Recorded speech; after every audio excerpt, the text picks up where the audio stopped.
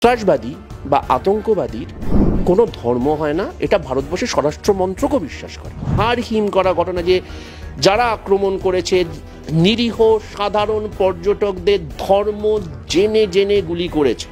Bakshi, GD Bakshi বিভিন্ন সংবাদ মাধ্যমে যে সাক্ষাৎকার দিয়েছেন তিনি বলেছেন, আমি বলিনি, 1,60,000 সেনাবাহিনীতে নাকি শূন্য পদ, এবং কোভিড পরবর্তী সময় থেকে নাকি আজ অবধি সেই শূন্যপদ পূরণ করা হয়নি। সেটা ইসলামী সন্ত্রাসবাদের হাতে হিন্দু ধর্মীয় পরিব্রাজকরা বা ধর্ম করতে যাওয়া মানুষরা আক্রান্ত হয়েছে। সুরক্ষার দায় এবং দায়িত্ব তার।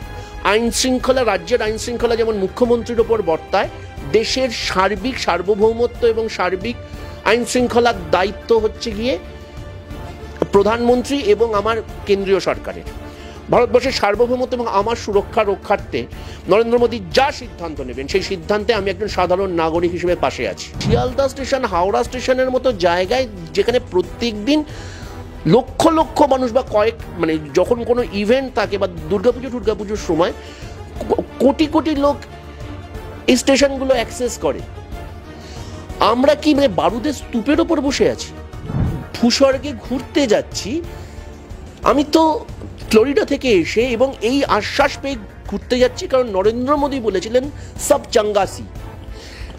সিংঘাম এগেনের মতো সিনেমা তৈরি হয়ে গেল, যে সিনেমায় দেখানো হলো যে নতুন কাশ্মীরে নাকি সবকিছু ঠিক হয়ে গেছে। সেই ভরসাটা যখন হলো, তাহলে বাস্তবে তার সঙ্গে এতটা পার্থক্য। আমার ইন্টেলিজেন্স কোড ছিল ওটা কি? আমরা লোকসভা বিধানসভা নির্বাচনের সময় রাজনৈতিকভাবে লড়াই করবো, কিন্তু দেশের ওপর যখন আক্রমণ আসবে তখন ভারতীয় হিসেবে আমরা লড়াই করি।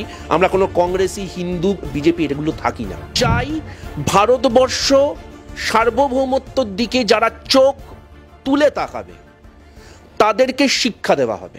দাদা, এর আগে পরে আপনার অনেক সাক্ষাৎকারে এই কথাটি বারংবার উঠে এসেছে এবং আপনি বারংবারই বলেছেন যে কংগ্রেস যেটা মনে করে যে আতঙ্কবাদীদের কোনো ধর্ম হয় না। গতকাল আমরা কাশ্মীরে যে ঘটনা দেখলাম, জম্মু কাশ্মীরে, তারপরে যে একটা প্রশ্ন মানুষের মধ্যে আছে, ঠিক আছে আতঙ্কবাদীদের কোনো ধর্ম হয় না, কিন্তু আতঙ্কবাদীদের হাতে যারা নিহত এবং আহত হয় তারা কেন সর্বদা একটি ধর্ম একটি সম্প্রদায়ের হয়? কি বলবেন? না, এই অভিযোগটাও কিন্তু সম্পূর্ণভাবে ঠিক নয়। যেমন ধরো, প্রথমে তোমার প্রথম প্রশ্নের উত্তর দিই, আতঙ্কবাদীদের ধর্ম হয় না, এটা শুধু আমার বক্তব্য নয়, এটা ভারতীয় স্বরাষ্ট্র মন্ত্রক এবং ভারতীয় ইন্টেলিজেন্স মন্ত্রকের রিপোর্ট তাই বলছে। ফর এক্সাম্পল, যারা মাওবাদী তাদেরকে সন্ত্রাসবাদী মনে করা হয়। কিষেনজি মুসলিম ছিলেন না, কিষেনজি হিন্দু ছিলেন, কিন্তু কিষেনজি ভারতবর্ষের স্বরাষ্ট্রমন্ত্র এবং রয়ের যারা মোস্ট ওয়ান্টেড টেররিস্ট তার তালিকায় সবার ওপরে ছিলেন। এলটিটি প্রধান প্রভাকরণ, এলটিটির হাতে কিন্তু আমাদের একজন প্রাক্তন প্রধানমন্ত্রীর মৃত্যু হয়েছে। এলটিটিরা কিন্তু সিংহভাগ হিন্দু ছিলেন, কিন্তু তারা সন্ত্রাসবাদীও ছিলেন। আলফা, আসামে আলফাকে ভারতীয় স্বরাষ্ট্র মন্ত্রক এবং ভারতীয় বা ইন্টেলিজেন্স এজেন্সিরা বারবার বলেছে তারা সন্ত্রাসবাদী এবং তাদের সিংহভাগ হিন্দু ছিলেন। খালিস্তানি, যেটা নিয়ে এখন শুধুমাত্র ভারতবর্ষের ভেতর নয়, ভারতবর্ষের আন্তর্জাতিক সম্পর্ক কানাডা থেকে শুরু করে ইউএস থেকে শুরু করে বিভিন্ন জায়গায় সম্পর্ক, আন্তর্জাতিক সম্পর্ক যে কারণে অ্যাফেক্টেড হচ্ছে, সেই খালিস্তানি আন্দোলনের যারা প্রতিভূ হিসেবে বলা হয়, সেটা পুন্নু হতে পারে বা এটসেট্রা হতে পারে, ইভেন ভিন্দ্রেওয়ালাকেও, যার এটাও মাথায় রাখতে হবে পাঞ্জাবি সন্ত্রাসবাদীদের হাতেই কিন্তু ইন্দিরা গান্ধীর মৃত্যু হয়েছিল। তিনি সেই মুহূর্তে আমার ইনকামবেন্ট প্রধানমন্ত্রী। কেন এইগুলো কথা বললাম? সন্ত্রাসবাদী বা আতঙ্কবাদীর কোনো ধর্ম হয় না, এটা ভারতবর্ষের স্বরাষ্ট্র মন্ত্রকও বিশ্বাস করে। 1, 2, এবার আক্রান্তের তালিকায় আমি 1 লক্ষ রকম হিসেব দিতে পারি। সেটা মাওবাদের ক্ষেত্রেও হতে পারে বা তোমার এই এলটিটির ক্ষেত্রে হতে পারে, কারণ বন্দুকের গুলিতে কার নাম লেখা থাকবে এটা কিন্তু আগে থেকে বলা যায় না।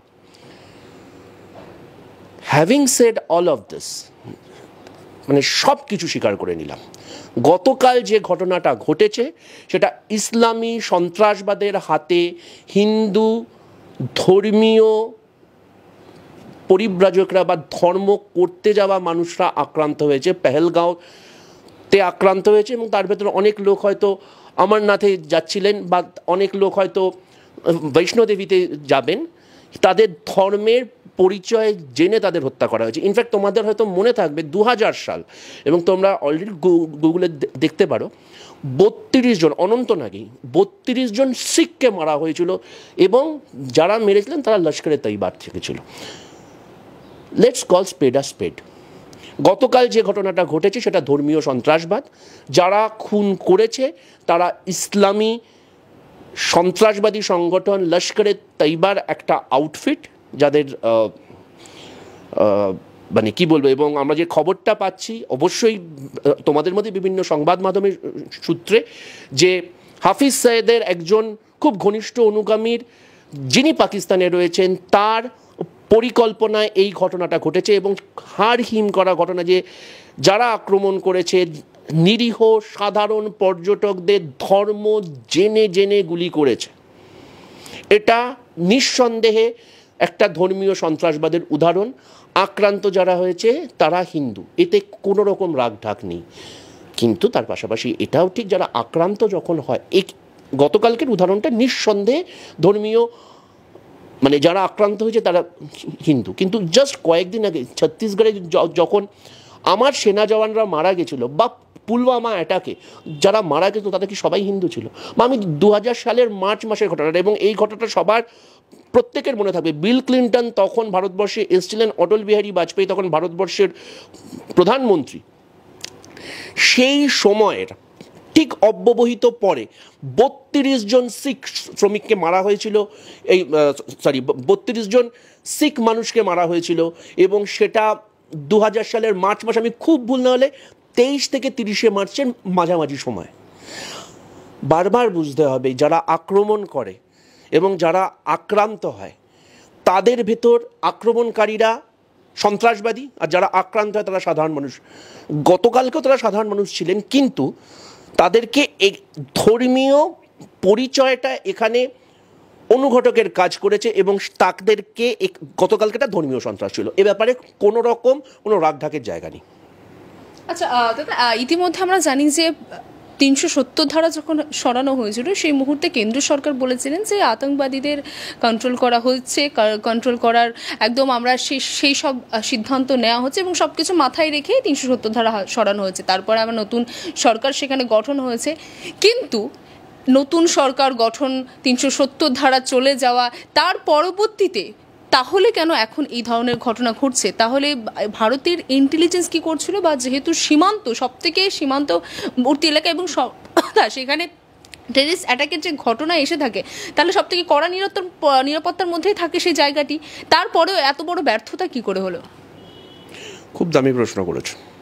এক, শুধুমাত্র 370 ধারা লোপ করবার সময় নয়, নোট বাতিলের সময় মনে করে দেখো। নোট বাতিলের সময়ও রাত্রি 8টার সময় যখন নরেন্দ্র মোদী সারা ভারতবর্ষকে তার অ্যাড্রেস করছিলেন, উনি 4-5টা কারণ দেখিয়েছিলেন। এক, দেশ থেকে কালো টাকা, দুর্নীতি এগুলো নিরসিত হবে, এবং সন্ত্রাসবাদের আতুরঘর বা সন্ত্রাসবাদকে ফান্ড করার যে টাকাগুলো, সেগুলো বন্ধ হয়ে যাবে। দেখো, তারপরে গত 3 সপ্তাহ 4 সপ্তাহ আগে আমরা দিল্লির জাজের বাড়ি থেকে কোটি কোটি টাকা উদ্ধার হতে দেখেছি।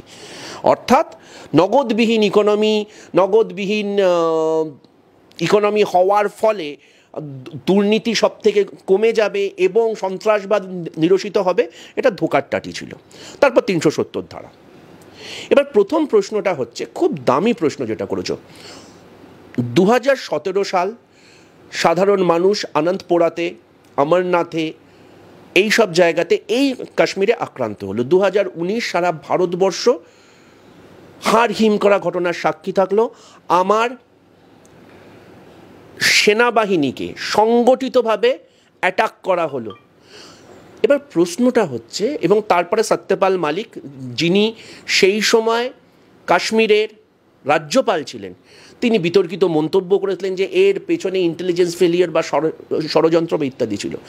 অল সেড অ্যান্ড ডান, আমি এই মুহূর্তে দাঁড়িয়ে ভারতবর্ষের একজন দায়িত্বশীল নাগরিক হিসেবে অন্য কোনো রকম বিতর্কে না গিয়ে শুধু কয়েকটা প্রশ্ন করছি। গতকাল তোমরা দেখেছো এই দুর্ঘটনা বা এই হাড়হিম করা ঘটনার পর সারা ভারতবর্ষ যখন কাঁদছে, হিন্দু মুসলিম নির্বিশেষে সবাই যখন আতঙ্কিত, তখন সেনাবাহিনীর ভেতর থেকে, সেনাবাহিনী যারা বিশেষজ্ঞ, তুমি কিন্তু সেনাবাহিনী বিশেষজ্ঞ নয়, আমাদের কাছে কিন্তু সেনাবাহিনী একটা দূরের গ্রহ। জেনারেল বক্সি, জিডি বক্সি বিভিন্ন সংবাদ মাধ্যমে যে সাক্ষাৎকার দিয়েছেন, তিনি বলেছেন, আমি বলিনি, 1,60,000 সেনাবাহিনীতে নাকি শূন্য পদ, এবং কোভিড পরবর্তী সময় থেকে নাকি আজ অবধি সেই শূন্য পদ পূরণ করা হয়নি। আমি শুনে অবাক হয়ে গেছি, আমি চমকে গেছি এই কথাটা শুনে। এবং গত কয়েক বছরে পয়সা বাঁচাবার জন্যে অগ্নিবীরের মতো প্রকল্প আনা হয়েছে, যেখানে আর্মিকে কন্ট্রাকচুয়াল লেবারে পরিণত করা হয়েছে। আমরা তার সমালোচনা করেছিলাম। দেখো, তুমি তো ট্যাক্স কম দিচ্ছি না, আলপিন থেকে এরোপ্লেন যাই ভারতবর্ষে বিক্রি হচ্ছে, ছেড়ে দাও, ছেলে মেয়েদের বই খাতাতে 18% জিএসটি দিচ্ছি। তারপর পেহেলগাঁও, যারা যারা কাশ্মীরে ঘুরতে গেছেন বা ঘুরতে যাবেন, যারা মোটামুটি ইউটিউব দেখেন, আপনারা জানেন পেহেলগাঁও কিন্তু কাশ্মীরের ফ্রি টু অ্যাক্সেস এরিয়া নয়। পেহেলগাঁওতে যেতে গেলে ওই যে গন্ডোলা রাইড টাইড আছে, আপনাকে 6 মাস আগে টিকিট কাটতে হয়, তার 2টো ধাপ থাকে, সেখানে এন্ট্রি ফি লাগে, এবং এন্ট্রি দেওয়ার আগে আপনার থ্রু আউট বডি স্ক্যানিং করা হয়, মোবাইল থাকলে সেটাও ধরা পড়ে, তারপর ইত্যাদি ইত্যাদি জিনিস। এরকম একটা সুরক্ষিত জায়গায় যদি এই দুর্ঘটনা ঘটতে পারে, তাহলে আমার খুব আতঙ্কিত লাগছে। শিয়ালদা স্টেশন, হাওড়া স্টেশনের মতো জায়গায়, যেখানে প্রত্যেক দিন লক্ষ লক্ষ মানুষ বা যখন কোনো ইভেন্ট থাকে বা দুর্গাপুজোর সময় কোটি কোটি লোক এই স্টেশনগুলো অ্যাক্সেস করে, আমরা কি বারুদের স্তূপের ওপর বসে আছি? 2, পুলওয়ামা অ্যাটাক বলো বা তার আগে 2017 সালে বলো, আমি 2014 সাল থেকে 2025 সাল পর্যন্ত বলছি, তোমরা প্রত্যেকে, আমার কারোর কথা বিশ্বাস করতে হবে না, কেন্দ্রীয় বাজেটটা খুলে দেখো তো, কেন্দ্রীয় বাজেটটা খুলে দেখবে যে বছরের পর বছর আমার প্রতিরক্ষা খাতে ব্যয় বাড়ছে। কিন্তু সেই ব্যয়টা বাড়ছে কি, আমি অত্যাধুনিক অস্ত্র কিনছি, অত্যাধুনিক বিমান কিনছি, অবশ্যই দরকার ভারতবর্ষের সার্বভৌমত্ব রক্ষা করবার জন্যে। ভারত সরকার যেটা ঠিক মনে করবে, আমি একজন সাধারণ নাগরিক হিসেবে, আমার রাজনৈতিক বিচারধারা যাই হোক না কেন, আমি ভারত সরকারের সব সিদ্ধান্তের পাশে আছি। কিন্তু সেগুলো চালাবে কে? যে তোমার ক্যামেরা চালাচ্ছে সে তো বন্দুক চালাবে না, তাহলে সেটা চালাবার জন্য তোমায় রিক্রুটমেন্ট করতে হবে। নাম্বার 3, এইখানে দাঁড়িয়ে যেখানে সেনাবাহিনী সুরক্ষিত নয়, পাঠানকোট অ্যাটাকের সময় তোমরা সেই একই জিনিস দেখেছিলে, কিন্তু তারপরে উড়ি অ্যাটাক, তারপরে আমি একটা উড়ি করে বা একটা সার্জিক্যাল স্ট্রাইক করে আমি তার প্রতিশোধ নিয়েছি। কিন্তু আমি যাদের কোলগুলো খালি হয়ে গেল, ভাবো তো, আজকে আমার কলকাতার বেহালার যে বিতান চৌধুরী, যে ফ্লোরিডা থেকে ঘুরতে এসেছিল এবং এসে পেহেলগাঁও বা কাশ্মীর ঘুরতে গেছিলো, ইনফ্যাক্ট শুনলে তো অবাক হয়ে যাবে, যেহেতু তোমরা দীর্ঘদিন ধরে আমাদের সঙ্গে পরিচিত, আমার মেয়ের যেহেতু এখন স্কুল ছুটি থাকে, তো আমাদের প্ল্যান ছিল হচ্ছে কাশ্মীর যাওয়ার। সেটা আজকে হয়তো এই আক্রান্তের তালিকায় আমাদের নাম থাকতে পারত। তুমি ভাবতে পারছো, আজকে ভারতবর্ষের ভেতর আমি ভূস্বর্গে ঘুরতে যাচ্ছি, আমি তো ফ্লোরিডা থেকে এসে, এবং এই আশ্বাস পেয়ে ঘুরতে যাচ্ছি কারণ নরেন্দ্র মোদী বলেছিলেন সব চাঙ্গাসি। সিংঘাম এগেনের মতো সিনেমা তৈরি হয়ে গেল, যে সিনেমায় দেখানো হলো যে নতুন কাশ্মীরে নাকি সব কিছু ঠিক হয়ে গেছে। সেই ভরসাটা যখন হলো, তাহলে বাস্তবে তার সঙ্গে এতটা পার্থক্য। আমার ইন্টেলিজেন্স কোড ছিল ওটা কি, ইন্টেলিজেন্সের, এবং শুধু এক্ষেত্রে তো নয়, বারবার যে ঘটনা ঘটেছে, ছত্তিশগড়ে হয়েছে, ইনফ্যাক্ট আমার বাংলাতে, দেখো আমরা সবাই যে কথাটা হাড়ে হাড়ে বুঝছি, যে কেন্দ্র রাজ্যের সমন্বয় ছাড়া কোনো দেশ সুরক্ষিত থাকতে পারে না। আর এক্ষেত্রে সীমান্তবর্তী একটা দেশ যেটা উপদ্রুত অঞ্চল, সেখানে বারবার যদি এই ঘটনা ঘটে, তাহলে বুঝতে হবে কোথাও না কোথাও একটা গাফিলতি আছে, এবং সেই গাফিলতির দায় নিতে হবে। Having said all of this, আজকে আমি একজন সাধারণ বাঙালি হিন্দু কংগ্রেসি হিসেবে প্রত্যেকটা শব্দবন্ধ ব্যবহার করলাম, কারণ আনফর্চুনেটলি আমরা এমন একটা সমাজের দিকে এগিয়ে যাচ্ছি, এই শব্দবন্ধগুলো না থাকলে আপনি ট্রোল হবেন, আপনাকে সেকু মাকু ইত্যাদি সব শব্দবন্ধ ব্যবহার করা হবে। ওই কারণে আমি সবকটা শব্দকে আলাদা করে গুরুত্ব দিয়ে বলছি। আমি একজন বাঙালি হিন্দু কংগ্রেস কর্মী, তা সত্ত্বেও আমি নরেন্দ্র মোদীকে আজ অব্দি ভোট দিইনি, ভবিষ্যতেও ভোট দেবো না, কিন্তু নরেন্দ্র মোদী আমারও প্রধানমন্ত্রী, নরেন্দ্র মোদী আমারও রাজনৈতিক নয় কিন্তু আমার প্রশাসনিক অভিভাবক। আমার আইন সুরক্ষার দায় এবং দায়িত্ব তার। আইন শৃঙ্খলা, রাজ্যের আইন শৃঙ্খলা যেমন মুখ্যমন্ত্রীর ওপর বর্তায়, দেশের সার্বিক সার্বভৌমত্ব এবং সার্বিক আইন শৃঙ্খলার দায়িত্ব হচ্ছে গিয়ে প্রধানমন্ত্রী এবং আমার কেন্দ্রীয় সরকারের। ভারতবর্ষের সার্বভৌমত্ব এবং আমার সুরক্ষা রক্ষার্থে নরেন্দ্র মোদী যা সিদ্ধান্ত নেবেন সেই সিদ্ধান্তে আমি একজন সাধারণ নাগরিক হিসেবে পাশে আছি। আমি চাই যে ঘটনাটা, যে দুর্ঘটনাটা ঘটলো তার সবথেকে কড়া একটা প্রশাসনিক জবাব যেন ভারতবর্ষ দেয়। আপনার কি মনে হয় যে যে এয়ার স্ট্রাইকের আগে আমরা পুলওয়ামা অ্যাটাকের সময় দেখেছিলাম সেই ধরনের কোনো সিদ্ধান্ত ভারত নেবে? এই প্রশ্নের উত্তরটা দেওয়ার জন্য আমি খুব একটা যোগ্য মানুষ নই যে এয়ার স্ট্রাইক দেবে। আপনি কি চান এরকম হোক? আমি একটা জিনিস চাই, সেটা হচ্ছে যারা আমার দেশের শান্তি শৃঙ্খলা সার্বভৌমত্ব বিঘ্নিত করবে। ইন্দিরা গান্ধী দেখিয়ে দিয়েছিলেন যে শুধু মুখে আওয়াজ দিলে হয় না, যদি দরকার পড়ে দক্ষিণ এশিয়ার মানচিত্র আমরা বদলে দিতে পারি। আমাদের ওয়েব সিরিজ বানিয়ে জাস্টিফাই করতে হয় না। আমি চাই ভারতবর্ষ সার্বভৌমত্বর দিকে যারা চোখ তুলে তাকাবে তাদেরকে শিক্ষা দেওয়া হবে। জাস্ট এই ঘটনার পরিপ্রেক্ষিতে পাকিস্তানের স্বরাষ্ট্রমন্ত্রী বা পাকিস্তানের প্রতিরক্ষা মন্ত্রী যে বিবৃতি দিয়েছেন, আপনাদের চ্যানেলের সুবাদে জাস্ট মানে উনি হয়তো বাংলা বুঝবেন না, কিন্তু যারা যারা সেই মতবাদ বা মনোভাব পোষণ করে, let me very clear about it. ভারতবর্ষের আভ্যন্তরীণ বিষয়ে ভারতবর্ষ বুঝে নেবে। আমরা বিরোধী রাজনৈতিক দল, আমরা লোকসভা বিধানসভা নির্বাচনের সময় রাজনৈতিকভাবে লড়াই করব, কিন্তু দেশের ওপর যখন আক্রমণ আসবে তখন ভারতীয় হিসেবে আমরা লড়াই করি। আমরা কোনো কংগ্রেসি হিন্দু বিজেপি এগুলো থাকি না। এইটাই আপনাদের সঙ্গে আমাদের পার্থক্য। এক, দুই, তার পাশাপাশি যেটা খুব দরকার, আবার বলছি, মাননীয় নরেন্দ্র মোদী, আপনি আমার যেমন রাজনৈতিক অভিভাবক, আপনি কিন্তু সারা ভারতবর্ষে প্রধানমন্ত্রী, হিন্দু মুসলিম শিখ ইসাই সবার। শুধু এই দুর্ঘটনাটা ঘটেছে বলে এটার আবডালে বা এটার অজুহাতে কোনো সাধারণ মুসলিমের গায়ে যেন আঘাত না আসে সেটাও দেখবেন। কেন এই কথাটা বারবার মনে করিয়ে দিতে হচ্ছে? 2002 সালে গোধরা ঘটনার পর 2024 সালে একটা সিনেমা বানাতে হয় সাবরমতী রিপোর্ট বলে, এবং সেই হত্যালীলাটাকে জাস্টিফাই করা হয়। তার কারণ আপনার দলের বেশ কিছু উচ্চাসী উচ্চাকাঙ্ক্ষী অতি উৎসাহী মানুষ আছেন, তারা এই ঘটনার আবডালে দাঁড়িয়ে মুসলিম নিধনের অজুহাত পেয়ে যাবেন। তসলিমা নাসরিনের লেখা আমি অত্যন্ত পছন্দ করি, কিন্তু তসলিমা নাসরিন যে বিবৃতি দিয়েছেন সেই বিবৃতি ভারতবর্ষের সার্বভৌমত্ব এবং সংবিধানের বিরুদ্ধে।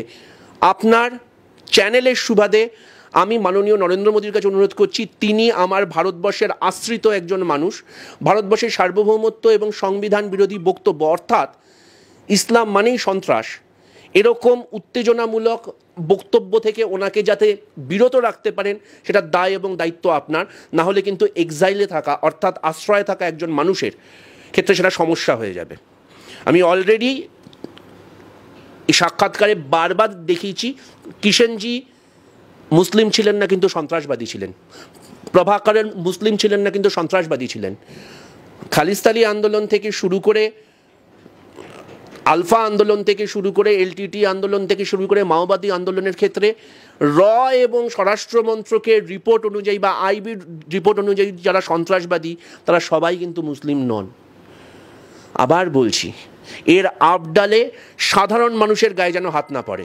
কিন্তু তার পাশাপাশি এটাও ঠিক, ভারতবর্ষের সার্বভৌমত্বকে যারা আঘাত করবে তাদের বিরুদ্ধে শুধুমাত্র কড়া বক্তব্য দিয়েই নয়, আমাদের সিদ্ধান্ত নিতে হবে যাতে এটা ভারতবর্ষের কোনো সাধারণ মানুষের ওপর যেন চোখ উঁচু করে না তাকাতে পারে। আর কোনো বিতান চৌধুরীর গায়ে যেন আঘাত না আসে, এটা দেখার দায় এবং দায়িত্ব আপনার। সেই কারণেই আপনি আমার প্রধানমন্ত্রী, আপনি আমার রাজনৈতিক প্রতিপক্ষ হতে পারেন।